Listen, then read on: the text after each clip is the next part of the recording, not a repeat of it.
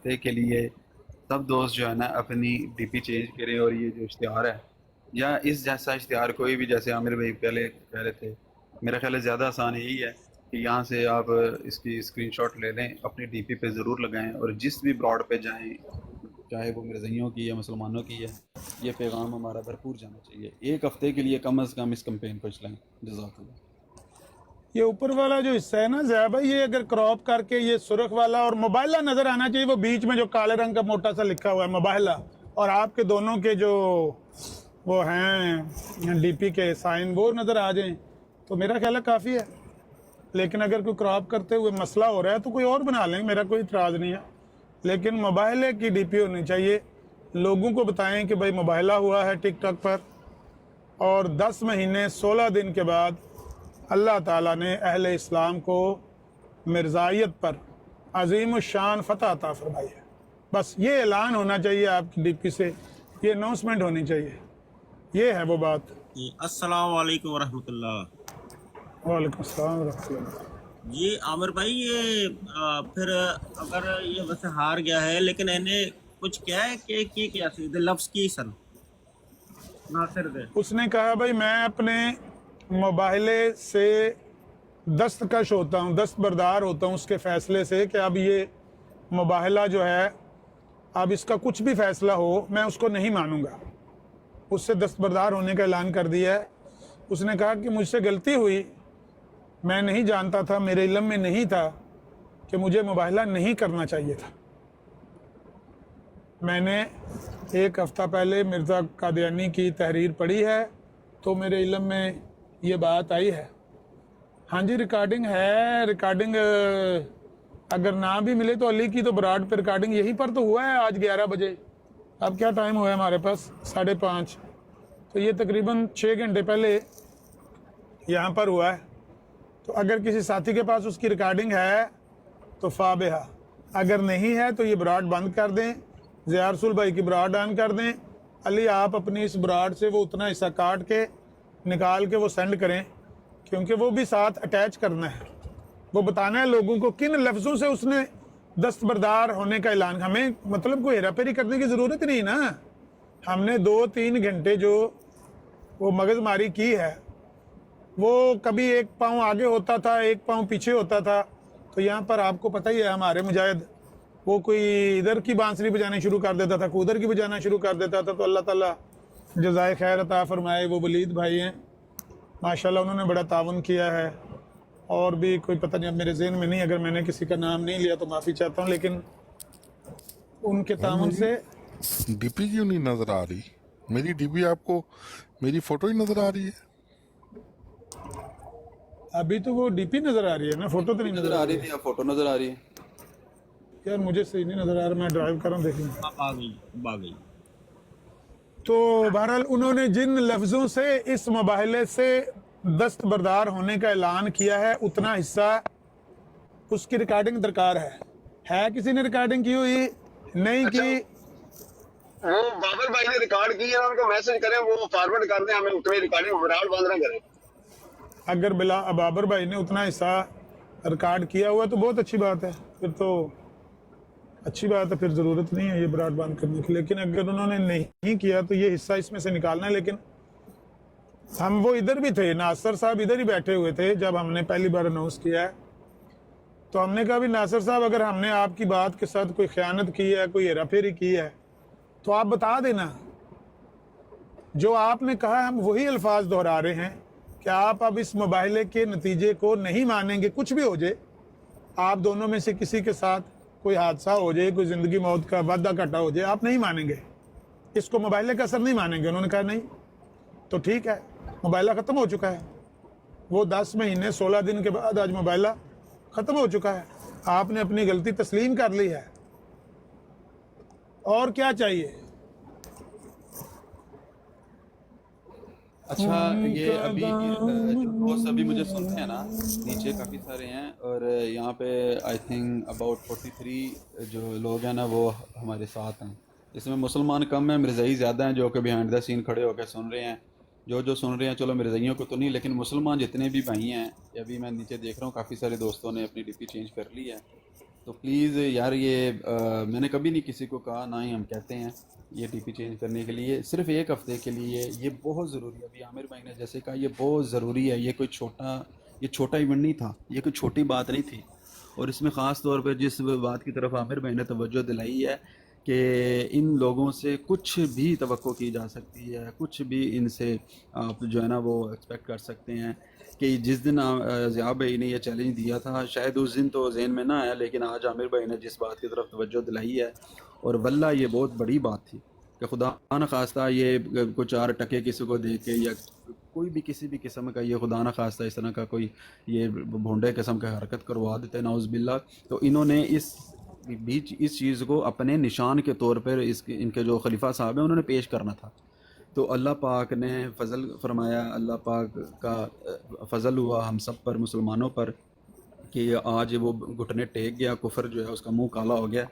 تو اس کو ہمیں بھرپور طریقے سے اس کی کمپین کرنی چاہیے۔ جتنے دوست مجھے سن رہے ہیں نیچے، ایک ہفتے کے لیے کچھ نہیں ہوتا اگر آپ یہ ڈیوٹی اپنی چینج کر لیتے ہیں، اس کار خیر میں حصہ بنتے ہیں، تو میرا خیال ہے کہ ہم نے جو پیغام دینا مرزائیوں کو، وہ جس بھی براڈ پہ ہم جاتے ہیں بار بار بلکہ جانا چاہیے، خاص طور پہ ان کی مرزائیوں کے براڈ پہ بار بار جانا چاہیے اس ڈی پی کے ساتھ، تاکہ ان کو پتہ چلے کہ یہ مرزائیت کا منہ کالا ہوا ہے۔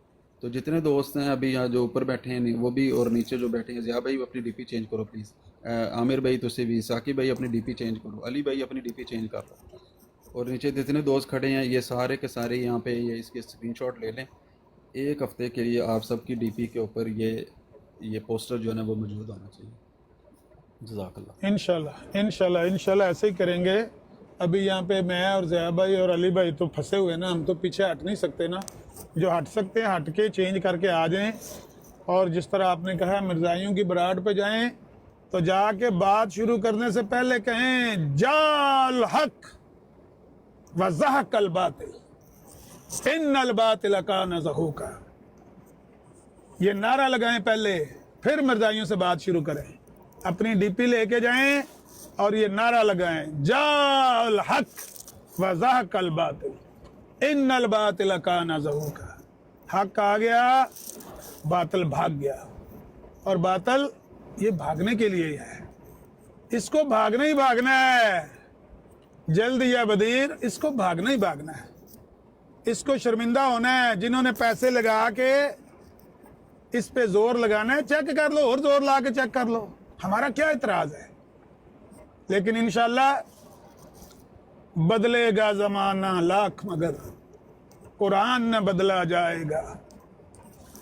یہ نہیں ہونا، اس مرزائیت نے، اس تذکرے نے نہیں چھانا، بدلے گا زمانہ لاکھ مگر قرآن نہ بدلا جائے گا، ہے قول محمد قول خدا، فرمان نہ بدلا جائے گا صلی اللہ علیہ وسلم۔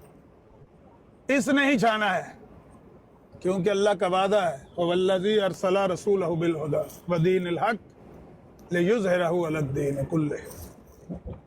اللہ تعالیٰ نے اس رسول کو مبعوث اس لیے کیا ہے، یہ جتنے باطل ادیان ہیں سب کو مٹنا ہے، سب کو ختم ہونا ہے، اسلام کو زندہ رہنا ہے، پیغمبر اسلام کی شان کو زندہ رہنا ہے، وَرَفَعْنَا لَكَ ذِكْرَكَ کو زندہ رہنا ہے۔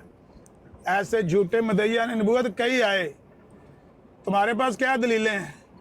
مسالمہ کذاب کے پیروکار کہتے تھے صحابہ کو، اور تمہارے پاس ایک گواہی ہے، یعنی ایک نبی کو مانتے ہو، ہمارے پاس 2 گواہیاں ہیں۔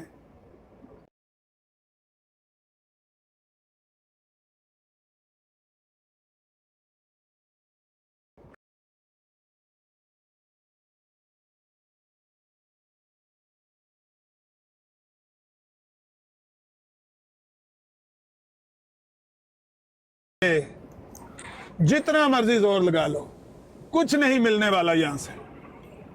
منقولی بحثوں میں ماریں کھائیں، لاکھ روپیہ ایک دفعہ ہارے ہو انعام دے کے، پھر لاکھ روپیہ انعام دیا ہے، یاد ہو کہ نہ یاد ہو، لاکھ روپیہ ایک دفعہ دیا ہے، لاکھ روپیہ ایک دفعہ آپ نے دیا ہمیں مناظروں میں، اور اب یہ موبائلے میں شکست فاش ہوئی ہے مرزائیت کو، اور اللہ تعالیٰ کے دین کو فتح عطا کی گئی، اللہ تعالیٰ نے رحمت کی بارش کر دی ہے۔ تو اس لیے میں کہتا ہوں کہ یہ ڈی پی بھی لگائیں، اور جب جائیں مرزائیوں کی براڈ پہ जो भी ज़रूरी से ज़रूरी बात भी करनी है, जब वो आपकी नई डीपी को देखें तो पहले जाके उनको ये भी बताएं, जाल हक वज़हकल बातिल इन्नल बातिल कान ज़हूका। यही बात नबी अलैहिस्सलाम कहते थे जब फतह मक्का के बाद वो बुत तोड़ते थे ना, खाना काबा के अंदर जो पड़े हुए थे, यही कह रहे थे, जाल हक वज़हकल बातिल इन्नल बातिल कान ज़हूका। ऐसे ही आप भी, आपने बुत पाश पाश कर दिए मिर्जाइयों के, इनको ऐसे ही कहें कि हक आ गया बातिल भाग गया। मिर्जाइयत हर मैदान में पसपा है, हर मैदान में शिकस्त खुर्दा है। हमने अल्लाह की रहमत और तौफीक के साथ, उसकी तौफीक के बगैर बंदा नेकी करने पर भी कादिर है। उसकी तौफीक और रहमत को कभी अपने जुमले से गायब ना होने दें। उसकी तौफीक और रहमत के साथ इंशाअल्लाह, उसकी तौफीक और रहमत के साथ जलील और रुस्वा कर दिया है, नाक रगड़ा है इनका। यहाँ पर बैठे हुए हैं अपनी बराडें लगा के, जेली कार्ड मार के, 400 व्यूअर मेरे देख रहे हैं, 500 व्यूअर देख रहे हैं, फेक आइडिया, फेक व्यूअर्स बिठा के हमें लेते ही नहीं, हमारे साथ बात नहीं करते। क्यों? सामना नहीं कर सकते, अकेले बैठ के तबलीगें करते। जाओ किसी मर्जाई को कहो जो बात करना चाहता है, हम उसकी बराड पर आकर बात करने के लिए तैयार है किसी मर्जाई में दमखम, करे ऐलान, बराबरी की सतह पर करे बात, इंशाल्लाह वो मान मिर्जाई जना ही नहीं जो हमारे क्यास को माल फारक कहे, जो हमारा सामना कर सके। क्यों? ये अल्लाह के नबी की दीन की बातें हैं, हमारी कोई जाती बहादुरी थोड़ी है, हमारा कोई जाती कमाल, हम कोई अपने मसल दिखा रहे हैं।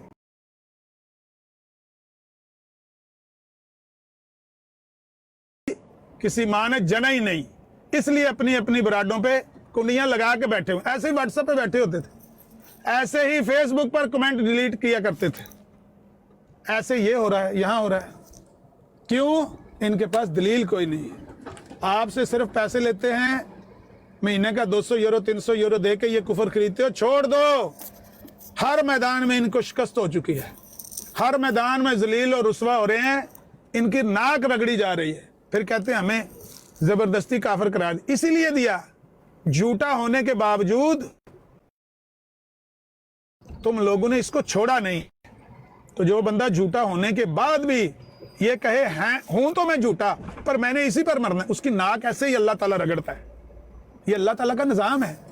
कम अज कम आज 1 घंटा लगभग, अल्लाह कमी बेशी से माफ करे, 1 घंटे के करीब वो नासर साहब यही कहते रहे हैं कि बात मिर्जा साहब की गलत है, हुई मुझसे गलती है, लेकिन मैं रजू नहीं करना। बंदे गवाह यहाँ पर रिकॉर्डिंग मौजूद है, कहता है मैंने रजू नहीं करना, हुई मुझसे गलती है, मैं मानता हूं मैं गलत हूं, लेकिन मैंने रजू नहीं करना। हमने बड़ी समझाने की कोशिश की, भाई देखो ये इबलीस की रास्ता है, ये इबलीस की राह है टोनी साहब। और जब मान ही लिया कि मैंने गलती की है तो रजू करने में अब मतलब मान तो रहे हो, और किस तरह मानना है? छोड़ दो, रजू कर लो, रजू कर लो। नहीं करता था, 1 घंटे बाद जाके माना है कि ठीक है मैं अब इसके नतीजे को नहीं मानूंगा, मैं पीछे हटता। अल्लाह अकबर, अल्लाह अकबर, अल्लाह अकबर। बुलाएं इनको ऊपर, किसी रेड स्टिकर वाले मरीज को जिसको दिल का अटैक हो रहा है, नीचे बैठ के नीचे गालियां दे रहे हैं। करें भाई बात जिसने करनी है। टोनी साहब, नीचे बैठ के गालियां देने से, ऐसे ये घिसे पिटे जुमले ये जो याद किए आपने जब से पैदा हुए उस वक्त से ये जुमले आपके सुनते हुए आ रहे हैं, इससे कोई फ़र्क नहीं पड़ता, ना ही आज तक कोई फ़र्क पड़ा। ऊपर आए बात करें, और ये जो आज का जो इवेंट है इसके ऊपर अगर आपके पास कोई लफ्ज़ हैं कहने के लिए तो आएँ बात करें। आपको तो हम बार बार मौका देते हैं आके अपना मुद्दा रखने के लिए। तो नीचे ऐसे टैक्स मजदूरी करने से और ऐसे गालियां देने के, इस तरह के घिसे पिटे जुमले लिखने से तो कोई फ़र्क नहीं पड़ता। अगर वाकई आपके पास कोई सच्चाई है, आप समझते हैं कि आप रास्ते के ऊपर हैं, तो ऊपर आए बात करें, अपनी दलील के तौर पे कोई चीज़ आपके अगर आपके पास है तो पेश करें। अच्छा यूसुफ भाई, मसला ये है कि ये जो नीचे गालियां दे रहे हैं ना, अब उनको ये तो पता चल गया है कि मिर्जा कादियानी झूठा है, हर लिहाज से हर तरफ से हुज्जत तमाम हो चुकी, लेकिन वो किसी न किसी तरह से उसको सच्चा साबित करना चाहते हैं, और ये अपने तरफ से वो सच्चे साबित कर रहे हैं। क्योंकि मिर्जा कादियानी ने कहा हुआ है कि जिसके पास दलील नहीं होती वो गालियां देता है। तो मैं कहते हैं चलो कम से कम इसी तरह से उसको सच्चा साबित कर ले कि हम गालियां दे लें, दलील तो है नहीं हमारे पास। तो बात समझा करें, ये गालियां देना बनता है इनका। मिर्जा कादियानी का कौन है भाई जिसके पास दलील ना हो गालियां देते हैं? लेवल इनका इस हद तक गिर गया है कि गाली देने के लिए भी इनको नीचे बैठ के छुप के गालियां देने पर मजबूर हैं, ऊपर आके मुंह पर तो ये बात भी नहीं कर सकते, सामने बैठ के तो अस्सलाम वालेकुम वरहमतुल्लाहि वबरकातुहू। वालेकुम अस्सलाम। वालेकुम अस्सलाम। जी माशाल्लाह जी, पोस्टर मैंने पढ़ लिया है, तो थोड़ी सी पहले मुझे बता दें, क्योंकि ये मोबाइल वाली तो मैंने लाइव सुना हुआ है जो हुआ था ज़िया भाई का इस नासिर के साथ। अब क्या हुआ ये थोड़ा सा कोई भाई मुझे अपडेट दे दे। माशाल्लाह वैसे पोस्टर तो मैंने पढ़ लिया। जी। जी अब ये हुआ कि वो आपको बैकग्राउंड तो इसको पता ही है, जैसे आप कह रहे हैं आपने लाइव सुना था, तो आज ये जो मौसूफ है नासिर साहब यहाँ आए थे और यहाँ आकर के अपने इस मोबाइल के चैलेंज से उन्होंने दस्तबरदारी का ऐलान किया है। उन्होंने कहा कि मैं अपना मोबाइल का जो चैलेंज है उससे वापस होता हूँ, और उसकी वजह भी वो ये बताते हैं कि जी मैंने मिर्ज़ा साहब की कोई इबारत पढ़ी है और उसके अंदर मिर्ज़ा साहब ने कहा है कि मुबाइला नहीं करना चाहिए था, मुझे नहीं करना चाहिए। तो वो उन्होंने इस चीज़ से जो है ना वो अल्लाह ताला का कलाम किया और ये माशाल्लाह। कहा है उन्होंने कि आज के बाद अगर कोई भी वकूआ, कोई भी ऐसा अमल जो दोनों फरीकैन जो हैं उसके हवाले से कोई भी कोई हो जाता है, कोई हादसा हो जाए या किसी भी किस्म का कोई मामला हो जाता है, तो मैं उसको इस मोबाइल के साथ नथी नहीं करूँगा, ना ही उसका इस मोबाइल से कोई ताल्लुक है। तो उन्होंने आके आज वो अपना चैलेंज जो है ना वो फूक के चाट लिया। माशाल्लाह माशाल्लाह। सबसे पहले तो ज़िया भाई अगर मौजूद हैं सुन रहे हैं तो बहुत बहुत मुबारकबाद ज़िया भाई को, और जितने अहले इस्लाम है सबको मुबारकबाद। देखें ये है असल में हक का जो जीत है ना, ये होती है हक की जीत। अब क्या ख्याल है ये जो वो कह के गया है जिस तरह आप बता रहे हैं यूसुफ भाई, तो ये तो मिर्जा कादियानी के पीछे छुपने का तरीका है ना। असल में तो कांपे टांग गई हैं कि भाई अब क्या होगा, अब टाइम नजदीक आ गया है, अब मौत सर पे नजर आ रही है, अब क्या करें भाई, अब तो वापस तो लेना था उसने। तो और हमारे माशाल्लाह जो शेर है ज़िया भाई खत्म नबूवत के जो मुजाहिद है हमारे, वो डट के खड़े हैं, और मुझे 100% यकीन था कि ज़िया भाई जो है वो इस चैलेंज को पूरा करेंगे। और देखें अब ये यही हक और बातिल का फर्क होता है कि वो आके लाइव वापस ले गया चैलेंज। अगर इतना ही था तो अपने पास खुद कर लेता ना, इधर आके वापस बता के लेने की क्या जरूरत थी जी। अगर पता चल गया था तो खुद भी तो वापस ले सकता था ना, दुआ मांग लेता या कुछ कर लेता, इधर आके क्यों वापस लिया जी। जी डॉक्टर डू साहब, असल में बात ये हुई है कि मैंने एक वीडियो बनवाई थी कुछ दिन पहले ना, खलीफा साहब को टैग किया था मैंने, वही वीडियो जिसमें मिर्ज़ा साहब ने खिड़की से मुंह बाहर निकाल के कहा था अब इस तमाम तरीक से मतलब मेरा ये है, वो वीडियो पहुंची है उन तक, तो उन्होंने ये जवाब दिया। लानती है जो आ हजरत सल्लल्लाहु अलैहि वसल्लम के सिवा आपके बाद किसी और को नबी यकीन करता है और आपकी नबूवत खत्म नबूवत को तोड़ता है। ਇਹ ਮਿਰਜ਼ਾ ਸਾਹਿਬ ਦੇ ਖਲੀਫੇ ਨੇ ਅੱਜ ਜਿਹੜਾ ਨਾ ਉਹ ਐਲਾਨ ਕਰ ਦਿੱਤਾ ਹੈ, ਉਧਰ ਵੀ ਕੰਮ ਪੈ ਗਿਆ, उन्होंने क्या लानती है। नहीं तो मलिक साहब थोड़ा रोशनी डालें ना, जितने भाई बैठे हुए हैं, कि क्या समझते हैं आप कि ये क्या मिर्जा साहब के पीछे छुपने का तरीका नहीं है कि जी ये या पहले तो नहीं नजर आया जब उसने मुबाइला किया, इतना तू सच्चा था, मुबाइला तूने कर दिया आगे जी ये हो जाएगा वो हो जाएगा, तो अगर तूने कर दिया है तो फिर वापस लेने की क्या जरूरत थी, फिर तो डट के रहता। इतना तुम सच्चा मारते हो तो फिर ठीक है, फिर शहादत की मौत ही कह लेता अपने आप को तसल्ली देने के लिए कि जी मुझे शहादत की मौत होनी, फिर करता ना पूरा, क्यों नहीं किया, सही वापस बात, लेने की क्या जरूरत थी जी। ये सच्चाई है कि वापस तुमने पढ़ा ही नहीं, एक चीज को तुमने मुबाइला कर दिया, वो पढ़ा ही नहीं, और आगे जी तुम इतनी देर बाद आगे जी वापस लेने लगे, जब टाइमलाइन करीब आ गई है तो मैंने वापस लेना जी। देखिए बात ये है कि अल्लाह ताला करवा देते हैं ना बंदे से ऐसे काम। अल्लाह ताला ने जब किसी को जलील करना होता है ना, जैसे सांप की मौत आती है सड़क पे आके बह जाता है, तो जब अल्लाह ने किसी को जलील करवाना होता है तो उसके मुंह से खुद ऐसी बातें करवा। मिर्ज़ा गुलाम कादियानी के मुंह से ऐसी कई हज़ार बातें मुंह से अल्लाह ने खुद निकलवा दी, जो आज हमारे पास प्रूफ के तौर पे पड़ी हैं। कभी कहने में नबी है, कभी कहने में नबी नहीं है, कभी नहीं तो कहने क्या में उसने चांदना, ये कभी तस्लीम कहने किया मलिक साहब वापस लेने के बाद ये जी क्या ये मिर्जा कादियानी झूठा है, क्योंकि ये तो हक और सच का मुबाइला था ना, हक और झूठ का, हक और बातिल का मोबाइल आता, तो क्या ये भी तस्लीम किया कि नहीं उसने? वापस लेने का मतलब तो सीधा सीधा है कि जी वो झूठा कह रहा था, भाई ये उसका मामला डॉक्टर साहब। ये नहीं बताया उसने। हाँ इनडायरेक्ट तो आप indirect, आमिर भाई आवाज नहीं आ रही है, लेकिन ये आमिर भाई आवाज नहीं आ रही, सिग्नल चले। अब आवाज आ रही है? हाँ जी, जी हाँ जी, जी, आ रही आ रही।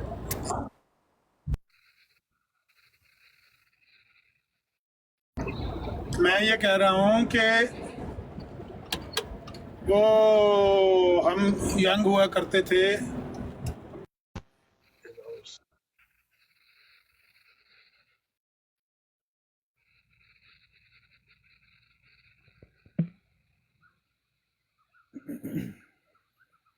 अस्सलाम वालेकुम राणा साहब, क्या हाल है?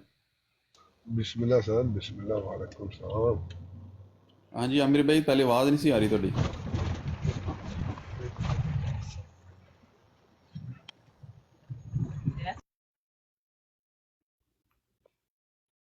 माइक थोड़ा म्यूट है, तो आवाज़ नहीं सी आ रही। नहीं आवाज सही है, मैं माइक इसलिए म्यूट अनम्यूट कर रहा हूँ, शायद कोई अगर प्रॉब्लम हो माइक में तो सही हो जाए। अब ठीक है जी अब अब ठीक आ है रही आवाज है। के नहीं? जी, ठीक। मैं ये कह रहा हूँ कि वो तारक इस्माइल सागर ने एक नावल लिखा था, मैं एक जासूस था।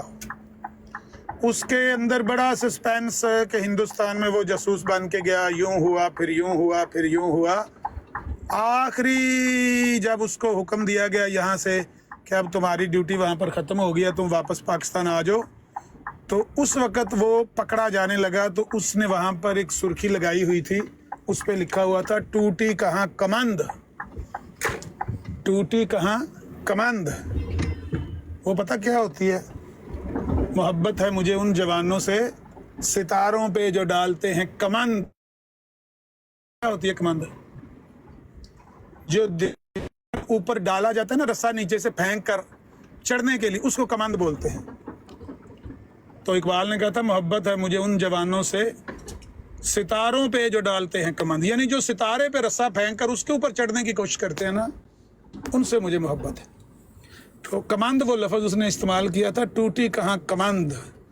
तो आज मैं ये सोच रहा हूँ कि अभी आप मोबाइल की दोबारा वीडियो सुनेंगे ना, उसमें 1 साल का टाइम तय हुआ था कि या अल्लाह अगर हम दोनों में से जो भी झूठा है उस पर तेरी लानत बरसे। 1 साल के अंदर अंदर, 1 साल के अंदर अंदर हम दोनों में से जो झूठा है उस पर तू अपनी लानत कर और उसको तू निशान इबरत बना दे। 1 साल का टाइम तय हुआ था। 10 महीने 16 दिन के बाद आज, जबकि सिर्फ 44 डेज बाकी हैं, सिर्फ 44 दिन बाकी हैं, टूटी कहाँ कमंद। अब भी नहीं मानते हो कि ये तसर्रुफ इलाही है? अब भी नहीं मानने वाले ये लोग कि ये फैसला आसमान से आया है? अच्छा ये आमिर भाई, मेरे इख्तियार में नहीं है, आपके। इसमें एक और अगर मैं एंगल आपको जो मैं ये सोच रहा हूँ कि जी अब थोड़ा सा रीस्टेट करें, जो भी भाई बैठे जिस तरह भी आपने बताया कि एग्जैक्ट चैलेंज क्या था कि हाँ वो अभी जो हाँ मोबाइल है उसकी वीडियो यहाँ पर प्ले की थी, दोबारा प्ले कर देते हैं, आप खुद जी अपने जी, कानों से क्योंकि ये सुनो, बड़ी खुद इंपॉर्टेंट है और कहा। मैं इस पे ना एक पॉइंट उठाना चाहता हूँ, अगर प्ले कर दे कोई भाई तो। अबू बकर भाई ने पहले प्ले की थी, अगर दोबारा प्ले कर सकें तो जी जी सुना दें भाई। वो करता हूँ मैं। हाँ 10 महीने 16 दिन, दोस्त 10 महीने 16 दिन, बाकी कितने दिन रह गए? 1 महीना 14 दिन बाकी थे। 14 दिन रह गए जी। वाटर साहब कह रहे हैं अमर ने फ्रॉड किया। क्या फ्रॉड किया? मैंने हिप्नोटाइज करके आपके बंदे को बना दिया। और आप वो कौम है जिन्होंने 26 मई 1908 को भी कहा था कि हमने ये फैसला जो आसमान से है हमने नहीं मानना। आप तो वो बदबख्त लोग हैं, अपनी आंखों से देखकर फैसले को मानने के लिए तैयार नहीं होते। भाई वाटर साहब कोई तक्का नहीं है, आप मुझे ऊपर आके ये बता दें कि मैंने क्या फ्रॉड किया है। आपके नासिर साहब की आंखें बंदी हैं, उनकी जुबान से मैं बोलने लग पड़ा हूं। मेरे पास कोई जिन था होशियारपुर का, वो उनकी जुबान से बोलने लगा। मैंने क्या फ्रॉड किया? नासिर साहब, वाटर साहब, नहीं मतलब चले जो मर्जी मुझे गाली दे ले, पर ये तो बताएं कि मैंने फ्रॉड क्या किया है भाईजान। अफसोस है भाई आपके इस कमेंट पर वाटर साहब।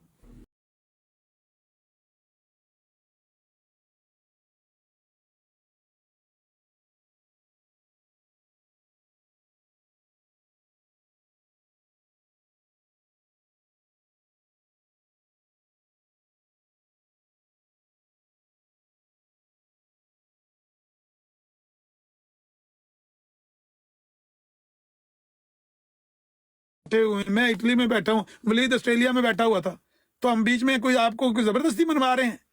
हम आपको लॉजिकली कह रहे हैं कि अगर आपको एहसास हो गया है कि आपसे गलती हो चुकी है तो आप रुजू कर लें। क्या ये फ्रॉड है? किसी को ये कहना कि अगर आपको गलती का एहसास हो गया तो रुजू कर लें, ये मैंने फ्रॉड किया है। चलें गाली को छोड़ दें, मैं माजरत कर लूंगा, गाली की कोई नहीं मसला। ये बताएं कि मैंने ज्यादती क्या की, फ्रॉड क्या किया है जो आप कह रहे हैं? ये सुने जरा वीडियो जी, प्ले करें।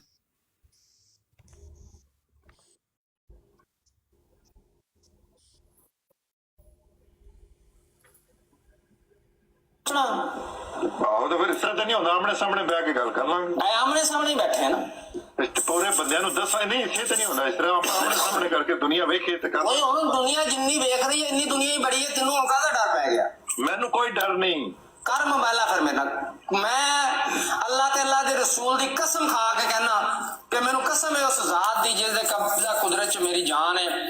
ਅੱਲਾਹ ਦੇ ਰਸੂਲ ਸੱਲੱਲਾਹੁ ਅਲੈहि ਵਸੱਲਮ ਦੀ ਕਸਮ, ਅੱਲਾਹ ਦੀਆਂ ਸਾਰੀਆਂ ਸੱਚੀਆਂ ਕਿਤਾਬਾਂ ਦੀ ਕਸਮ, ਉਹਦੇ ਫਰਿਸ਼ਤਿਆਂ ਦੀ ਕਸਮ, ਅੱਲਾਹ ਦੇ ਸਾਰੇ ਰਸੂਲਾਂ ਦੀ ਕਸਮ, ਕੁਰਾਨ ਦੀ ਕਸਮ, ਮਿਰਜ਼ਾ ਗੁਲਾਮ ਅਹਿਮਦ ਕਾਦੀਆਨੀ ਆਪਣੇ ਕਿਸੇ ਦਾਅਵੇ 'ਚ ਸੱਚਾ ਨਹੀਂ ਸੀ, ਕਜ਼ਾਬ ਸੀ, ਦਜਾਲ ਸੀ, ਝੂਠਾ ਸੀ। ठीक है जी, ए मेरा दावा है। तू अगर मुबाइला करना तो मैं अगली गल भी कर देना, अजाब मैं मंग लेना अल्लाह को, नाल तू भी मंग है तैयार ते गल कर। कर तैयार है, मैं मांग के आगे क्यों रुकना क्यों है फिर? मैं तो मंगागा, तू मुबाइला करना से तैयार है, तू भी मंगेगा नाल। मैं क्यों ना मंगागा? मैं ठीक है जी, मैं कसम खा के अल्लाह ते आखण दे नासर नु नासर पहले कसम खा के कह मैं ठहर जा, और डर लत्ता कमड़ लगी है नहीं। नहीं मैं कह दूंगा, एक मिनट आमर भाई, एक मिनट सुनो अपने नहीं बिच नहीं बोलना। आमर भाई माइक बंद करो, एक मिनट आमर भाई माइक बंद करो। मैं अल्लाह ते अल्लाह दे रसूल दी कसम खा के कहना, कुरान दी कसम खा के कहना कि मिर्जा गुलाम अहमद कादियानी कज़ाब सी, दजाल सी, ओदे दावे झूठे सी, ਉਹ ਝੂਠਾ ਨਬੂਵਤ ਦਾ ਉਹਨੇ ਦਾਵਾ ਕੀਤਾ। ਤੁਸੀਂ ਕਸਮ ਖਾਓ ਕਿ ਜੀ ਉਹ ਸੱਚੇ ਸੀ, ਉਸ ਤੋਂ ਬਾਅਦ ਜਿਹੜਾ ਅਜ਼ਾਬ ਦੀ ਦੁਆ ਮੰਗੇ। ਪੂਰੀ ਕਰ ਲੱਤਾਂ ਨਾ ਕਮੜ ਤੇਰੀਆਂ। ਉਹ ਭਾਈ ਤੇਰੀਆਂ ਜੋ ਕੰਮ ਰਹੀਆਂ ਨੇ, ਤੂੰ ਕਸਮ ਖਾਣ ਤੋਂ ਕਿਉਂ? ਮੈਂ ਇੱਥੇ ਬੈਠਾ ਮੈਂ ਕਸਮ ਨਾਲ 65 ਬੰਦਿਆਂ ਦੇ ਸਾਹਮਣੇ ਮੈਂ ਕਸਮ ਖਾਦੀ, ਤੂੰ ਕਸਮ ਖਾ, ਫਿਰ ਉਸ ਤੋਂ ਬਾਅਦ ਦੁਆ ਮੰਗਦੇ ਅਜ਼ਾਬ ਦੀ। ਦੁਆ ਕਰ, ਅੱਗੇ ਪੂਰੀ ਕਰ। ਅੱਗੇ ਮੈਂ ਕਹਿੰਦਾ ਤੂੰ ਕਸਮ ਕਿਉਂ ਨਹੀਂ ਖਾਂਦਾ? ਐ ਪੈ ਜੇ ਮਸੀਹ ਮੌਤ ਦੇ ਸ਼ੇਰ, ਉਹ ਕਸਮ ਵੀ ਨਹੀਂ ਖਾ ਸਕਦਾ। ਐ ਔਕਾਤ ਐ ਹੁੰਦਾ ਇਮਾਨ, ਮੈਂ कसम खाती है तो मैं उसके बाद अजाब की दुआ मंगागा, पहले मैं मंगागा फिर तू मंगे। मैं कसम खा के कहना कि हजरत मसीह मौद अलैहिस्सलाम मिर्जा साहब का जो दावा है वो बिल्कुल किदी कसम खादी जिस तरीके अल्लाह रसूल दी मैं खादी कसम इस तरीके मैं अल्लाह और अल्लाह दे रसूल दी कसम खा के कहना कि बिल्कुल उन्हां दा दावा सच्चा और ठीक है। ठीक हो गया जी। लो जी, मैं कसम खा के अल्लाह ते अल्लाह दे रसूल दी कुरान दी कसम खा के कहना कि मिर्जा गुलाम अहमद कादियानी कज़ाब सी, दज्जाल सी, उन्हां ही कज़ाबा जो सी जिन्हां दी नबी पाक सल्लल्लाहु अलैहि वसल्लम ने खबर दी ते वो अपने दावे झूठा सी। अगर मेरी यह गल गलत होए, अल्लाह ताला साल दे अंदर अंदर मेरे ते ऐसा अजाब नाज़िल करे जिन्हों सारी दुनिया वेखे।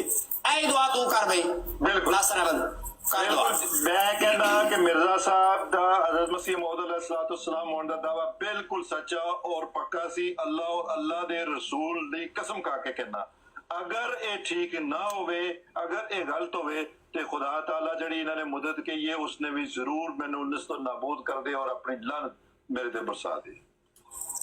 लो जी हो गई गल। आज डेट नोट कर लो जी, कितने बंदे बैठे हैं ते आज रिकॉर्डिंग की किसी बंदे ने कर लो, फिर दोबारा कर लांगे। केड़ा कोई गल ऐ थल्ले जरा मैसेज करके दसो किसे जी। हाँ जी, अच्छा वो कर भाई ਇਹਦੇ ਨਾਲ ਦੂਜਾ ਕਲਿੱਪ ਵੀ ਲਾਣਾ ਜਿਹਦੇ ਜਿਹਨੇ ਨਾ ਆਕੇ ਵਾਪਸ। एक सेकंड, आमर भाई आवाज आ रही है? आमर भाई, हाँ जी आ रही है। आमर भाई है ने ਉਹਨੇ ਦੋ ਤੋਬਾ ਕੀਤੀਆਂ ਨੇ, ਜਿਸ ਨਾਲ ਉਹ ਆਥਮ ਨਹੀਂ ਸੀ ਦਿਲ ਵਿੱਚ ਤੋਬਾ ਕੀਤੀ। ਮਿਰਜ਼ਾ ਸਾਹਿਬ ਕਹਿੰਦੇ ਨੇ ਇਹਨੇ ਦਿਲ 'ਚ ਵੀ ਤੋਬਾ ਕੀਤੀ ਹੈ, ਵੀ ਕਹੋ, ਕਿਉਂਕਿ ਮਿਰਜ਼ਾ ਸਾਹਿਬ ਨੇ ਆਖਿਆ ਦਿਲ 'ਚ ਤੋਬਾ ਕਰ ਲਈ ਹੋਈ ਸੀ, ਇਹਨੇ ਦਿਲ ਵਿੱਚ ਵੀ ਤੋਬਾ ਕੀਤੀ ਹੈ। ठीक है ठीक। यार बहुत आमर भाई, अबू बकर भाई, अल्लाह ताला ਤੁਹਾਨੂੰ ਜ਼ਿੰਦਗੀ ਦੇਵੇ। क्या बात है यार, ਤੁਸੀਂ आला लोग ਅੱਲਾ ਦਿਆ ਭਾਈ ਨੂੰ ਤੰਦਰੁਸਤੀ ਸਿਹਤ ਜੀ ਜ਼ਿੰਦਗੀ ਭਾਈ। ਦੇਵੇ। ਕੀ ਬਾਤ ਹੈ, ਹੱਕ ਅਦਾ ਕਰਤਾ ਤੁਸੀਂ ਸਾਰਿਆਂ ਨੇ, ਜੀਂਦੇ ਰਹੋ। ਅੱਛਾ, ਇੱਕ ਮੈਂ ਥੋੜਾ ਜਿਹਾ ਗੱਲ ਕਹਿਣਾ ਚਾਹਾਂਗਾ, ਅਮਰ ਭਾਈ ਵੀ ਮੌਜੂਦ ਨੇ, ਤੇ ਜਿਹੜਾ ਮੁਬਾਇਲਾ ਕੀਤਾ ਗਿਆ ਸੀ ਕਿ ਇਸ ਮੁੱਦਤ ਦੇ ਵਿੱਚ ਹੋਏਗਾ, ਤੇ ਕਿਆ ਤੁਸੀਂ ਇਹ ਨਹੀਂ ਸਮਝਦੇ ਕਿ ਜੋ ਇਬਰਤ ਦਾ ਨਿਸ਼ਾਨ, ਜੋ ਅਜ਼ਾਬ ਕਿਹਾ ਗਿਆ ਸੀ, ਉਹ ਇਹੀ ਚੀਜ਼ ਹੈ ਕਿ ਜੀ ਉਹਨੇ ਆ ਕੇ ਵਾਪਸ ਲੈ ਲਿਆ?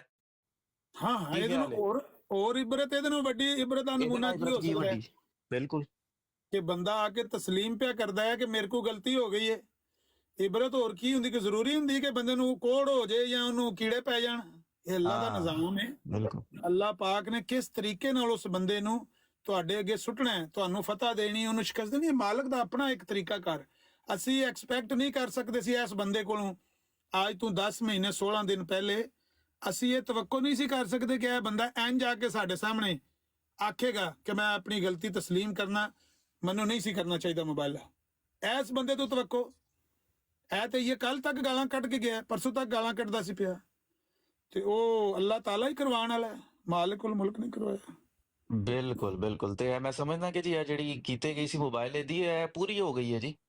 ਇਹਦੇ ਉੱਤੇ ਹੋਇਆ ਕੰਮ ਉਲਟਾ ਪਿਆ ਹੈ। ਇਹੀ ਇਬਰਤ ਹੈ, ਹੋਰ ਇਬਰਤ ਕੀ ਹੋਣੀ ਹੈ ਜੀ? ਤੁਸੀਂ ਵੇਖੋ ਨਾ ਉਹਦੇ ਮਾਈਂਡ 'ਚ ਜੋ ਕੁਛ ਉਹਨੇ ਕਿਹਾ ਕਿ ਜੀ ਇਹ ਹੋਵੇ, ਤੇ ਉਹਦੇ ਪਿੱਛੇ ਜਿਹੜੀ ਉਹਦੇ ਚੱਲ ਰਹੀ ਹੈ ਉਹ ਪ੍ਰੋਪਰ ਉਹਨੇ ਸੋਚ ਕੇ ਸਮਝ ਕੇ ਤੇ ਕਰਕੇ ਫਿਰ ਆਇਆ। ਇੰਜ ਤਾਂ ਨਹੀਂ ਆ ਗਿਆ ਕਿ ਕਹਿਣ। ਤੇ ਇਹ ਹੀ ਹੁੰਦੀ ਹੈ ਇਬਰਤ, ਤੇ ਇਹੀ ਮੁਬਾਇਲੇ ਦਾ ਜਿਹੜਾ ਰਿਜ਼ਲਟ ਸੀ ਉਹ ਤੁਹਾਡੇ ਸਾਹਮਣੇ ਵੇ। ਇਨ ਅਦਰ ਵਰਡਸ, ਜੇ ਤੁਸੀਂ ਕਹੋ ਨਾ ਕਿ ਜੀ ਉਹਨੇ ਵਾਪਸ ਲਿਆ, ਵਾਪਸ ਲੈਣਾ ਵੀ ਫਤਹ ਹੈ, ਠੀਕ ਹੈ, ਮੁਬਾਇਲੇ 'ਚ ਜੇਤੇ, ਤੇ ਜੇ ਉਹਨੇ ਆ ਕੇ ਜਿਹੜੀ ਮੁਬਾਇਲੇ ਦੀ ਦੁਆ ਕੀਤੀ ਸੀ, ਮੈਂ ਸਮਝਦਾ ਕਿ ਉਹ ਵੀ ਪੂਰੀ ਹੋ ਗਈ। ਉਹ ਵੀ ਆ ਕੇ ਆਈ। ਤੁਸੀਂ ਮੈਪ ਕਰੋ ਤੇ ਇਹੀ ਨਤੀਜਾ ਨਿਕਲਦਾ ਜੀ। ਬੇਸ਼ੱਕ ਬੇਸ਼ੱਕ। ਹੁਣ ਉਹ ਬੰਦਾ परेशान ਸੀ। पहले कमेंट चेक करो जी। जियाद साहब बच गए हैं, शुक्र करें कि नासिर साहब भाग गए। आमिर भाई मैं कहना ਇਹ ਕਮੈਂਟ ਸਿਰਫ ਪੱਪੂ ਕਰ ਸਕਦਾ, ਸ਼ਾਇਦ ਮੈਨੂੰ ਹੋਰ ਕਿਸੇ ਕਸਮ ਖੁਦਾ ਦੀ ਮੈਨੂੰ ਪੜਨਾ ਕੋਈ ਨਹੀਂ ਆਂਦਾ, ਲੇਕਿਨ ਮੈਂ ਇੰਨਾ ਕੁ ਦੱਸ ਸਕਦਾ ਜਿਆ ਭਾਈ ਮੋਬਾਈਲ ਪੜਾ ਪਈ ਹੈ, ਯਕੀਨ ਮੰਨੋ ਇਹ ਕਿਦਾਂ ਆਣਾ ਜੀ ਪੱਪੂ ਮਦਦ ਨੇ ਇੱਥੇ ਕਿ ਮੇਰਾ ਸ਼ੱਕ ਅੱਗੂ ਹੋਇਆ ਵੱਲਾ ਹੀ ਹੈ। ਕਿਹਨੇ ਕੀਤਾ ਦੱਸੋ? कह रहा जियाद साहब बच गए हैं, शुक्र करें नासिर भाग गया। ਅੱਛਾ, ਉਹਨਾਂ ਦੋਨਾਂ ਨੂੰ ਰਗੜਤਾ ਉਹਦੀ। ਜਿਆ ਭਾਈ, ਜਿਆ ਭਾਈ, ਕਿਹਦੇ ਖਿਲਾਫ ਕੀਤਾ ਸੀ? ਜਿਆ ਭਾਈ, ਜਿਆ ਭਾਈ, ਜਿਆ ਭਾਈ, ਆਈ ਲਵ ਯੂ ਯਾਰ, ਆਈ ਲਵ ਯੂ ਸੋ ਮਚ। ਮੈਨੂੰ ਨਹੀਂ ਪਤਾ ਜਿੱਥੇ ਬੈਠੇ I love you too। ਯਾਰ ਜ਼ਿੰਦਾਬਾਦ ਮੁਜਾਹਿਦ ਸਿੰਘ। ਯਕੀਨ ਮੰਨੋ, ਮੈਂ ਕੁਝ ਦਿਨ ਪਹਿਲਾਂ ਨਾ ਹੀ ਸੋਚ ਰਿਹਾ ਸੀ ਕਿ ਇਹ ਜਿਹੜਾ ਤੁਹਾਡਾ ਮੋਬਾਈਲ ਆਇਆ ਨਾ, ਮੈਂ ਸੋਚ ਰਿਹਾ ਸੀ, ਮੈਂ ਕਿਹਾ ਇਹਦਾ ਬਸ ਬਹੁਤ ਭੈੜਾ ਹਾਲ ਹੋਣਾ। ਤੇ ਉਹ ਅੱਜ ਹੀ ਮੈਨੂੰ ਨਾ ਖਬਰ ਮਿਲੀ, ਮੈਂ ਕਿਹਾ ਮਾਸ਼ਾਅੱਲਾ, ਲਓ ਜੀ, ਇਹ ਤੇ ਸਾਲ ਦੇ ਅੰਦਰ ਅੰਦਰ ਹੋ ਗਿਆ ਪੂਰਾ। ਤੇ ਇਹੀ ਪੂਰਾ ਹੋਣਾ ਸੀ ਜਨਾਬ। ਜਿਹੜੀ ਦੁਆ ਮੰਗੀ ਗਈ ਸੀ ਮੋਬਾਈਲੇ 'ਚ, ਪੂਰੀ ਹੋ ਗਈ ਤੁਹਾਡੇ ਸਾਹਮਣੇ, ਵੇਖੋ। ਰਾਣਾ ਸਾਹਿਬ ਥੋੜੀ ਜੀ ਹਿੰਮਤ ਕਰਕੇ ਡੀਪੀ ਚੇਂਜ ਕਰ ਲੈਣੀ ਹੈ। ਅਸੀਂ ਵੀ ਸਾਹਬਾ ਦੇ ਗੁਲਾਮ ਆ, ਇਹ ਸਾਹਬਾ ਦੀ ਫਤਹ ਹੈ, ਸਾਹਬਾ ਦੇ ਗੁਲਾਮਾਂ ਦੀ ਫਤਹ ਹੈ। ਥੋੜੀ ਜੀ ਡੀਪੀ ਇੰਜ ਲਾ ਲੈਣੀ ਆਪਣੀ ਸਾਰਿਆਂ ਭਰਾਵਾਂ ਨੇ। ਅੱਛਾ ਅਮਰ ਭਾਈ, ਮੇਰੀ ਵੀਡੀਓ ਚੱਲੀ ਸੀ ਪੂਰੀ? ਅਮਰ ਭਾਈ ਮੈਂ ਚੇਂਜ ਕਰ ਲੈਣਾ, ਮੈਨੂੰ ਨਾ ਕਰ ਦੇਣਾ ਨਾ ਆਪਣਾ ਕੀ ਉਹਨੂੰ ਕਹਿੰਦੇ ਨੇ, WhatsApp ਕਰ ਦੇਣਾ ਪਲੀਜ਼, ਜਾਂ ਮੈਨੂੰ ਯੂਸਫ ਭਾਈ ਇਹ ਡੀਪੀ ਚੇਂਜ ਕਰਕੇ ਤੇ ਮਿਰਜ਼ਾਈਆਂ ਦੀ ਬਰਾਡਾਂ ਤੇ ਇੱਕ ਇੱਕ ਕਰਕੇ ਸਾਰੀਆਂ ਬਰਾਡਾਂ ਤੇ ਜਾਣਾ ਹੈ, ਉੱਤੇ ਚੜ ਕੇ ਤੇ ਨਾਰਾ ਮਾਰਨਾ ਹੈ, ਜਾਲ ਹਕ ਵ ਜ਼ਹਕਲ ਬਾਤਲ ਇਨਲ ਬਾਤਲ ਕਾਨਾ ਜ਼ਹੂਕਾ। ਹੁਣ ਗੱਲ ਕਰੋ ਮਿਰਜ਼ਾਈਓ, ਵੇਖ ਲੋ ਹੱਕ ਆ ਗਿਆ ਹੈ, ਬਾਤਲ ਦੌੜ ਗਿਆ ਹੈ। ਇਹ ਬਾਤਲ ਇਹ ਦੌੜਨ ਵਾਸਤੇ ਸੀ। ਕੋੜਿਓ ਛੱਡ ਦੋ। अस्सलाम वालेकुम जी। ਵਾਲੇਕੁਮ ਸਲਾਮ। सर जी माशाल्लाह जी, ये ਇਹਨਾਂ ਨੂੰ ਕੀ ਪਤਾ ਸਾਡੇ ਇਮਾਨ ਦੀ ਕਿੰਨੀ ਤਾਕਤ ਹੈ। ਸਹੀ ਗੱਲ। ਇਹਨਾਂ ਨੂੰ ਕੀ ਪਤਾ ਕਿ ਮੁਸਲਮਾਨ ਦਾ ਈਮਾਨ ਕੀ ਚੀਜ਼ ਹੈ ਆਪਣੇ ਹਜ਼ੂਰ ਪਾਕ ਸੱਲੱਲਾਹੁ ਅਲੈहि ਵਸੱਲਮ ਵਾਸਤੇ। ਅੱਲਾ ਦੀ ਦਿੱਤੀ ਹੋਈ ਤਾਕਤ ਹੈ, ਮਾਸ਼ਾਅੱਲਾ, ਅੱਲਾ ਦੀ ਦਿੱਤੀ। ਬਿਲਕੁਲ ਬਿਲकुल ਮਾਸ਼ਾਅੱਲਾ ਜੀ। ਬੜਾ ਦਿਲ ਖੁਸ਼ ਹੋਇਆ ਕਿ ਕੁਫਰ ਦੇ ਸਾਹਮਣੇ ਇੱਕ ਆਮ ਜਿਹਾ ਬੰਦਾ ਖਲੋ ਕੇ ਬੈਠਾ ਐਡਾ ਇਹ ਈਮਾਨ ਵੇਖਣ ਨਾ, ਅਗਰ ਇਹ ਚੀਜ਼ ਵੇਖਣ ਕਿ ਇਸ ਤੋਂ ਵੱਡਾ ਈਮਾਨ ਦਾ ਪਾਬੰਦ ਕੀ ਬੰਦਾ ਹੋ ਸਕਦਾ ਜਿਹੜਾ ਆਪਣੀ ਨਸਲ ਵੀ ਕੁਰਬਾਨ ਕਰਨ ਵਾਸਤੇ ਤਿਆਰ ਹੋ ਸਕਦਾ।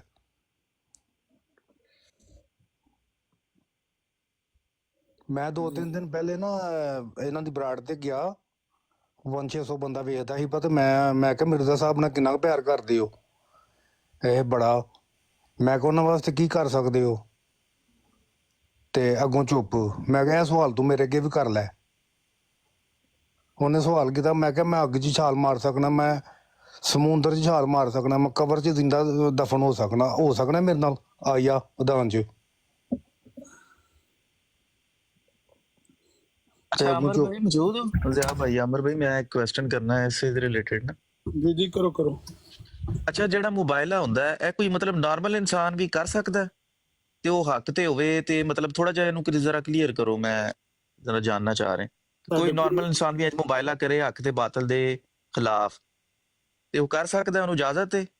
ਸਾਡੇ ਉਲਮਾਏ ਇਸਲਾਮ ਦੇ ਦਰਮਿਆਨ ਇਹ ਮਾਮਲਾ ਥੋੜਾ ਜਿਹਾ ਇਖਤਲਾਫੀ ਹੈ। ਕੁਝ ਲੋਕ ਕਹਿੰਦੇ ਨੇ ਕਿ ਮੋਬਾਈਲਾ ਸਿਰਫ ਨਬੀ ਨੂੰ ਹੀ ਕਰਨਾ ਚਾਹੀਦਾ ਹੈ, ਆਮ ਬੰਦੇ ਨੂੰ ਨਹੀਂ ਕਰਨਾ ਚਾਹੀਦਾ। ਲੇਕਿਨ ਮੈਜੋਰਿਟੀ ਜਿਹੜੀ ਹੈ ਸਾਡੇ ਮੁਸਲਮਾਨਾਂ ਦੀ ਉਹ ਇਹ ਸਮਝਦੀ ਹੈ, ਔਰ ਉਹਦੇ ਵਾਸਤੇ ਦਲਾਇਲ ਵੀ ਮੌਜੂਦ ਨੇ। ਮੈਂ ਖੁਦ ਵੀ ਇਸੇ ਗੱਲ ਦਾ ਕਾਇਲ ਹਾਂ ਕਿ ਹਰ ਉਹ ਬੰਦਾ ਮੋਬਾਈਲਾ ਕਰ ਸਕਦਾ ਹੈ ਜਿਹੜਾ ਸੱਚ ਨੂੰ ਜਾਣ ਗਿਆ ਔਰ ਉਹਨੇ ਪਹਿਚਾਨ ਲਿਆ ਔਰ ਉਹਦੇ ਕੋਲ ਉਹਦੇ ਦਲਾਇਲ ਮੌਜੂਦ ਨੇ।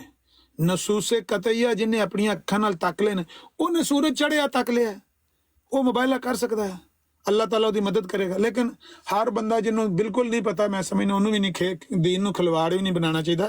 ਕੋਸ਼ਿਸ਼ ਕਰਨੀ ਚਾਹੀਦੀ ਇਹਨੂੰ ਅਵਾਇਡ ਕਰਨ ਦੀ।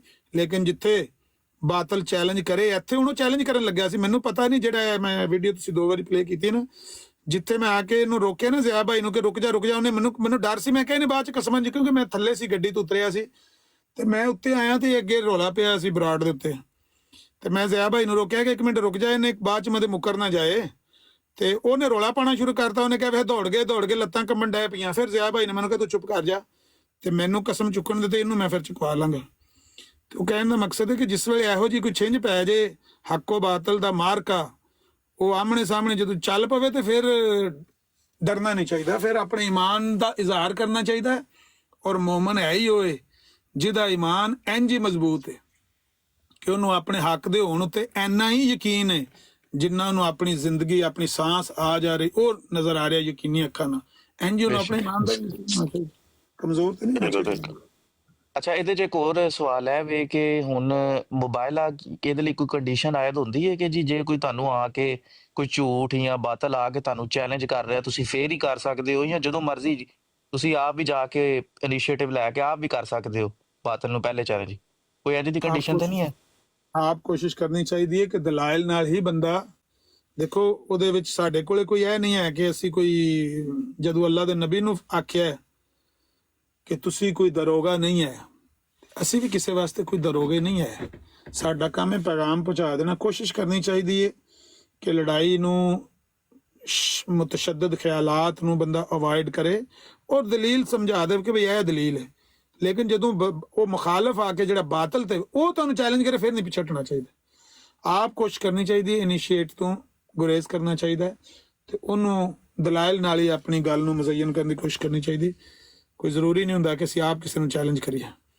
ਲੇਕਿਨ ਕਈ ਵਾਰੀ ਇੰਜ ਵੀ ਹੋ ਜਾਂਦਾ ਹੈ ਕਿ ਜਿੱਥੇ ਬਿਲਕੁਲ ਕੋਈ ਬੰਦਾ ਮੱਕਰ ਔਰ ਫਰੇਬ ਕਰਨ ਲੱਗਿਆ, ਤੁਸੀਂ ਹੱਕ ਨੂੰ ਬਿਲਕੁਲ ਆਸ਼ਕਾਰ ਕਰ ਦਿੱਤਾ ਦੁਨੀਆ ਦੇ ਸਾਹਮਣੇ, ਤੇ ਉੱਥੇ ਕਈ ਵਾਰੀ ਆਪ ਵੀ ਚੈਲੰਜ ਕਰਨਾ ਪੈ ਜਾਂਦਾ। ਲੇਕਿਨ ਉਹ ਬਿਲਕੁਲ ਉਹਨਾਂ ਲੋਕਾਂ ਦਾ ਕੰਮ ਹੈ ਜਿਹੜੇ ਉਲਮਾ ਨੇ, ਜਿਨ੍ਹਾਂ ਦਾ, ਜਿਸ ਤਰ੍ਹਾਂ ਅਬੂਲਫਾ ਮੌਲਾਨਾ ਸਨਾਉਲ ਅੰਮ੍ਰਿਤਸਰੀ ਨੇ ਉੱਥੇ ਮੁੱਧ ਵਿੱਚ ਮੁਨਾਜ਼ਰਾ ਕੀਤਾ ਸੀ ਨਾ, ਤੇ ਮਿਰਜ਼ਾ ਗੁਲਾਮ ਅਹਿਮਦ ਕਾਦੀਆਨੀ ਨੇ ਆਪਣੀ ਕਿਤਾਬ ਜਿਹੜੀ ਲਿਖੀ ਹੈ ਨਾ ਇਜਾਜ਼ੇ ਅਹਿਮਦੀ, ਉਹਦੇ 'ਚ ਚੀਕਾਂ ਮਾਰੀਆਂ ਨੇ ਕਿ ਮੈਂ ਉੱਥੇ ਮੁੱਧ ਵਿੱਚ ਇਕੱਲਾ ਰਹਿ ਗਿਆ ਤੇ ਮੈਨੂੰ ਨੇਜ਼ਿਆਂ ਦੀਆਂ ਅੰਨੀਆਂ ਚਬੋਈਆਂ ਗਈਆਂ ਤੇ ਮੇਰੇ ਸਾਥੀ ਉੱਥੇ ਇੰਜ ਸਣ ਦੀਵਾਰ ਨਾਲ ਲੱਗੇ। ਅਬੂਲਫਾ ਮੌਲਾਨਾ ਸਨਾਉਲ ਅੰਮ੍ਰਿਤਸਰੀ ਨੇ ਸਾਰਾ ਇਲਾਕਾ ਨਾਲ ਲਾ ਲਿਆ ਸੀ ਤੇ ਉੱਥੇ ਨਾਰੇ ਵੱਜਣ ਲੱਗ ਪਏ ਕਿ ਬਈ ਇਹ ਝੂਠੇ ਕਜ਼ਾਬ ਮੁਦਈਏ ਨਬੂਵਤ ਦੇ ਪੈਰੋਕਾਰ ਨੇ ਤੇ ਸਾਰਾ ਝੂਠ ਮਾਰ ਕੇ ਦੀਨ ਬਦਲਣ ਲੱਗੇ ਆ, ਝੂਠੀਆਂ ਜਿਹੜੀਆਂ ਪੇਸ਼ਗੋਈਆਂ ਕਰਕੇ ਤੇ ਉਹਨਾਂ ਵਿੱਚ ਮੱਕਰ ਔਰ ਫਰੇਬ ਕਰਕੇ ਤੇ ਨਬੂਵਤ ਦਾ ਜਿਹੜਾ ਹਮਸਰੀ ਕਰਨ ਲੱਗੇ। ਬੜਾ ਉਹਨਾਂ ਨੇ ਯਾਨੀ ਪੁਰਜੋਸ਼ ਉੱਥੇ ਮੁਨਾਜ਼ਰਾ ਹੋਇਆ। ਇਹ ਘਬਰਾ ਗਏ ਸੀ ਉੱਥੇ ਜਿਹੜੇ ਨੇ ਨਾ ਸਰਵਰ ਸ਼ਾਹ ਹੋਰੀ ਜਿਹੜੇ ਮਿਰਜ਼ਾਈ ਸਨ।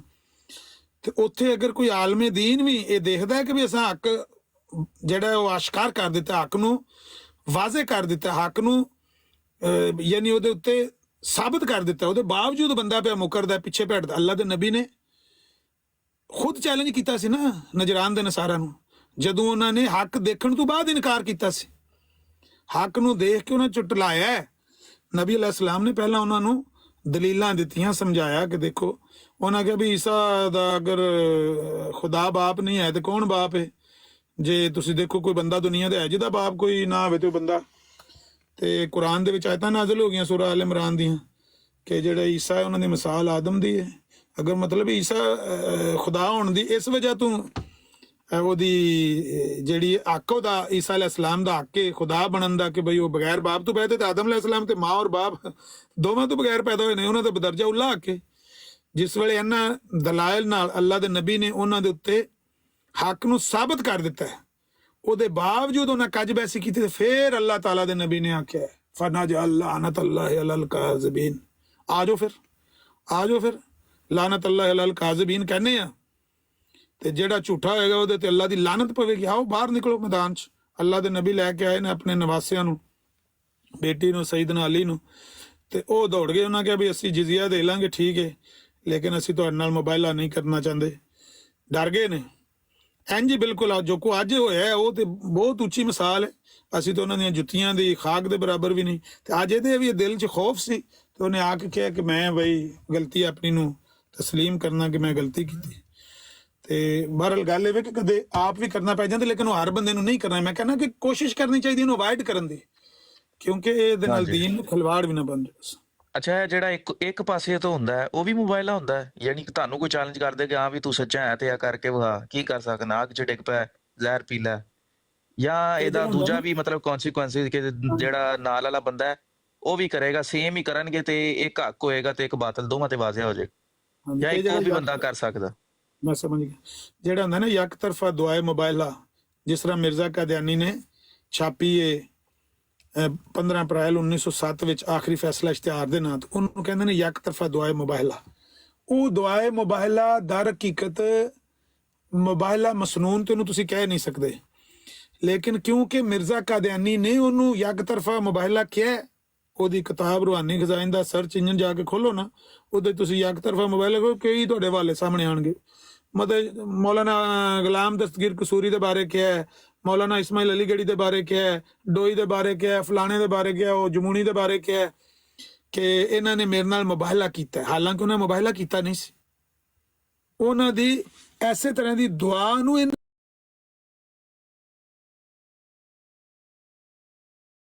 ਯਕ ਤਰਫਾ ਮੁਬਾਇਲਾ ਕਰਾਰ ਦਿੱਤਾ, ਕਿਉਂਕਿ ਇਹਨੂੰ ਇਹ ਤਸਲੀਮ ਹੈ।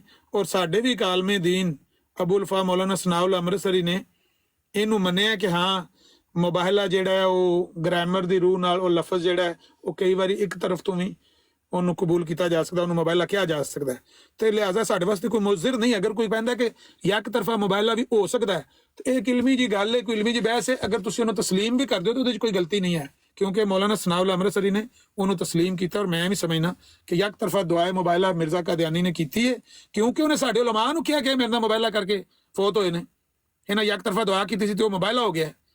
ਅਬੂ ਜਹਿਲ ਦਾ ਵੀ ਉਹਨੇ ਇਹ ਆਖਿਆ, ਕੋਈ ਨਬੀ ਪਾਕ ਨੇ ਅਬੂ ਜਹਿਲ ਨਾਲ ਮੁਬਾਇਲਾ ਕੀਤਾ ਤੇ ਨਹੀਂ ਸੀ ਨਾ। ਅਬੂ ਜਹਿਲ ਜਦੋਂ ਬਦਰ ਵਾਸਤੇ ਮੱਕਾ ਤੋਂ ਨਿਕਲਣ ਲੱਗਾ ਸੀ, ਤੇ ਉਹਨੇ ਖਾਨਾ ਕਾਬਾ ਦੀ ਚੌਕਟ ਪਕੜ ਕੇ, ਦਰਵਾਜ਼ਾ ਪਕੜ ਕੇ, ਕੁੰਡੀ ਪਕੜ ਕੇ ਉਹਨੇ ਕਿਹਾ ਯਾ ਅੱਲਾ ਜੇ 80 ਝੂਠਿਆਂ ਤੇ ਅੱਜ ਸਾਨੂੰ ਹਜ਼ਰਤ ਮੁਹੰਮਦ ਤੋਂ ਕਤਲ ਕਰਵਾ ਦੇ ਸੱਲੱਲਾਹੁ ਅਲੈਹਿ ਵਸੱਲਮ, ਤੇ ਜੇ ਉਹ ਗਲਤ ਨੇ, ਯਾਨੀ ਉਹਨਾਂ ਨੇ ਲਾ ਵਜ੍ਹਾ ਇੱਕ ਨਵਾਂ ਅਕੀਦਾ ਲੋਕਾਂ ਨੂੰ ਪੇਸ਼ ਕੀਤਾ, ਤੇ ਤੁਸੀਂ ਯਾ ਅੱਲਾ ਅੱਜ ਉਹਨਾਂ ਨੂੰ ਸਾਡੇ ਹੱਥੋਂ ਕਤਲ ਕਰਵਾ ਦੇ। ਇਹਨੂੰ ਮਿਰਜ਼ਾ ਕਾਦੀਆਨੀ ਨੇ ਮੁਬਾਇਲਾ ਆਖਿਆ कि अबू जहल ने नबी अलैहिस्सलाम से मुबाहिला किया, हालांकि नबी अलैहिस्सलाम ते अबू जहल दा कि मुबाहिला आमने सामने तो नहीं ना होया, लिहाजा वो मुबाहिला मिर्जा कादियानी ने उन्होंने मुबाहिला आख्या है।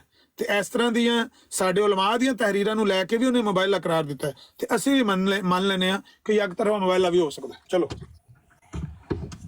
ਠੀਕ ਹੋ ਜ਼ਿਆ ਭਾਈ 5 ਮਿੰਟ ਮੌਜੂਦ ਹੋ, ਮੈਂ ਆਇਆ 5 ਮਿੰਟ ਦੀ ਬ੍ਰੇਕ। ਜ਼ਿਆ ਭਾਈ ਮੌਜੂਦ ਹੋ? जी डॉक्टर लू भाई मैं बस थोड़ी देर ਦੇ ਵਿੱਚ ਆਇਆ, ਕੋਈ 15-20 ਮਿੰਟ ਚਾਹੀਦੇ ਨੇ। ਅੱਛਾ ਅੱਛਾ ਠੀਕ ਹੈ। नहीं सवाल है तो कर लो, बस मैं 5 मिनट बस ब्रेक करनी, फिर मैं आ जाऊंगा वापस इंशाल्लाह। नहीं कोई गल नहीं करो तुसी। इस मुबाहिले दे बारे उन्होंने मिर्जा ने लिखा है कि जितने लोग मुबाहिले के लिए हमारे मुकाबले पर आए वो सब हलाक हो गए, खुदा ने सबको हलाक कर दिया। किसी मिर्जाई ने जाके पूछो भी किन्ने बंदे मिर्जा कादियानी दे सामने आए सी मुबाहिला करने, किन्ने बंदियां ने मिर्जा कादियानी ने मुबाहिला कीता सी? ਇਹ ਸਵਾਲ ਨੋਟ ਕਰ ਲਓ, ਇੱਕ ਫਿਕਰੇ ਦਾ ਸਵਾਲ ਹੈ। ਜੇ ਐਸੇ ਫਿਕਰੇ ਦੇ ਉੱਤੇ ਤੁਹਾਡੇ ਇਸ ਫਿਕਰੇ ਦੇ ਉੱਤੇ ਮਿਰਜ਼ਾਈ ਦੀ ਨਬਜ਼ ਸਲੋ ਨਾ ਹੋ ਜਾਏ, ਮੇਰਾ ਨਾਮ ਬਦਲ ਦਿਆ ਜਾ ਕੇ।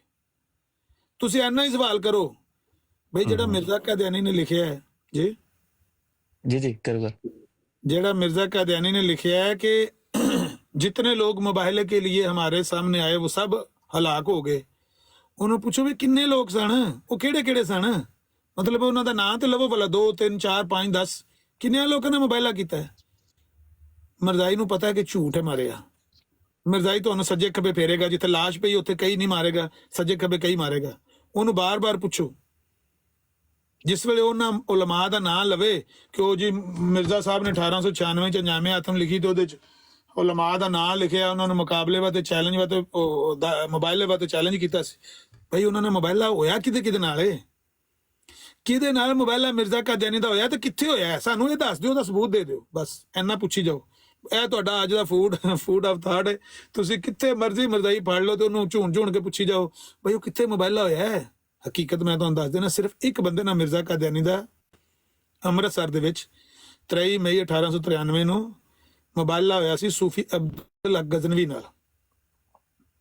ਉਦੋਂ ਜਦੋਂ ਅਬਦੁੱਲਾ ਆਤਮ ਨਾਲ ਮੁਨਾਜ਼ਰਾ ਕਰ ਰਿਹਾ ਸੀ ਨਾ, ਉਹ ਮੁਨਾਜ਼ਰਾ 22 ਮਈ ਤੋਂ ਲੈ ਕੇ ਤੇ 5 ਜੂਨ ਤੱਕ 15 ਦਿਨ ਮੁਨਾਜ਼ਰਾ ਉੱਥੇ ਹੁੰਦਾ ਰਿਹਾ। ਉਹਦੇ ਦੌਰਾਨ 23 ਨੂੰ ਜਾਂ 25 ਨੂੰ ਜਾਂ 26 ਨੂੰ ਮੇਰੇ ਐਗਜ਼ੈਕਟ ਸੇਨ ਚ ਨਹੀਂ ਰਿਹਾ, ਲੇਕਿਨ ਬਹਰਹਾਲ ਉਹਨਾਂ ਦੇ ਦਰਮਿਆਨ 3-4 ਦਿਨ ਬਾਅਦ ਮੁਨਾਜ਼ਰੇ ਦੇ ਦੌਰਾਨ ਇਹਦੇ ਨਾਲ ਮਿਰਜ਼ਾ ਕਾਦੀਆਨੀ ਨਾਲ ਸੂਫੀ ਅਬਦੁੱਲਾ ਗਜ਼ਨਵੀ ਮੁਬਾਹਲਾ ਕਰਨ ਗਏ ਸਨ ਤੇ ਈਦਗਾਹ ਅੰਮ੍ਰਿਤਸਰ ਦੀ ਉੱਥੇ ਮਸਜਿਦ ਛੋਟੀ ਜਿਹੀ ਉੱਥੇ ਮੁਬਾਹਲਾ ਹੋਇਆ ਸੀ। ਬਿਲਕੁਲ ਸਹੀ ਗੱਲ ਹੈ, ਇੱਕ ਹੀ ਮੁਬਾਹਲਾ ਮਿਰਜ਼ਾ ਕਾਦੀਆਨੀ ਨੇ ਕੀਤਾ ਹੈ। ਉੱਥੇ ਵੀ ਉਹ ਮੌਲਾਨਾ ਅਬਦੁੱਲਾ ਗਜ਼ਨਵੀ ਜਿਹੜੇ ਸਨ ਉਹ ਅਵਾਇਡ ਕਰਦੇ ਸਨ। ਖਤ ਮੌਜੂਦ ਨੇ, ਉਹਨਾਂ ਕਿਹਾ ਤੂੰ ਸਾਈਆਂ ਨਾਲ ਮੁਨਾਜ਼ਰਾ ਕਰਨ ਲੱਗੇ ਆ ਤੇ ਜਦੋਂ ਤੇਰਾ ਮੁਨਾਜ਼ਰਾ ਮੁੱਕ ਜਾਏਗਾ ਨਾ ਤੂੰ ਲਾਹੌਰ ਆਵੇਂਗਾ ਤੇ ਮੌਲਾਨਾ ਗੁਲਾਮ ਦਸਤਗੀਰ ਕਸੂਰੀ ਨਾਲ ਉੱਥੇ ਕਰ ਲਾਂਗੇ ਤੇਰੇ ਨਾਲ ਮੁਬਾਹਲਾ, ਤੇ ਤੂੰ ਕਰ ਲੈ ਆਪਣਾ ਜਿਹੜਾ ਕੰਮ ਕਰਨ ਲੱਗੇ। ਇਹਨੇ ਕਿਹਾ ਜਿਹੜਾ ਹੁਣ ਪਿਛਾ ਹਟੇ ਹਟਾਏ ਉਹ ਹੀ ਹੋਵੇ, ਬਗੈਰਤ ਹੋਵੇ ਤੇ ਫਲਾਣੇ ਦਾ ਬੱਚਾ ਹੋਵੇ ਤੇ ਗਾਲਾਂ ਗੂਲਾਂ ਕੱਢਣ ਲੱਗ ਪਿਆ। ਫਿਰ ਉਹ ਸੂਫੀ ਅਬਦੁੱਲਾ ਗਜ਼ਨਵੀ ਨੂੰ ਆਉਣਾ ਪੈ ਗਿਆ।